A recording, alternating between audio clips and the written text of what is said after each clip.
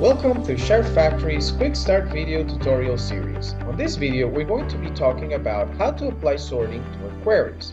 This video builds upon previous videos, so if you haven't watched the previous videos in the series, I suggest you stop this video and do so now.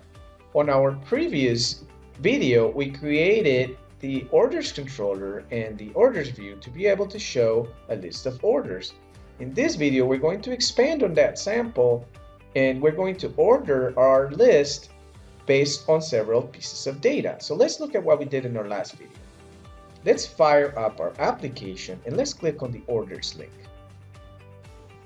Now when we click on the orders link, we click on the not picked up, we're going to be able to see that the first order has a date of July 20th of 2019. And the last order on the screen has a date of July 26th of 2019, which means these orders are ordered by ascending on the order date column. So now let's change that. And we're going to change it for all our lists displayed in that screen. First, let's look at the getOldOrders method. Let's add some sorting criteria. Let's say order by descending, and we're going to say order date. And now let's apply this to the rest of the lists. I'm just going to copy and paste it. Now let's run our application. So now we should see our orders are now ordered by descending. So we should see the newer orders up on top. When we click on the orders link, now we see that the first order is from July 26th.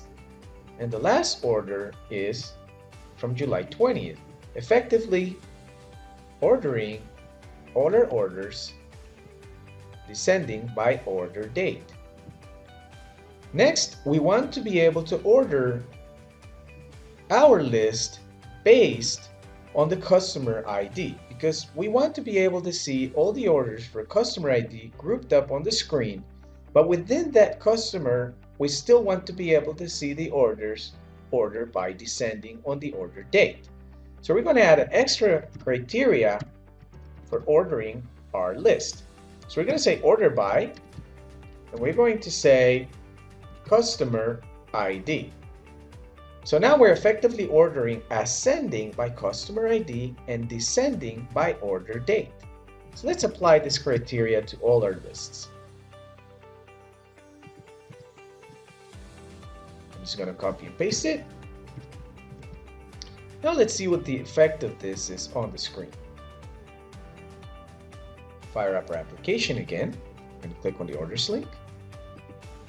Now let's find a customer that has multiple orders. Let's see, customer with ID 19, this one. Now as you can see, the orders for customer with ID 19 appear grouped together on the screen because we are effectively ordering by customer ID.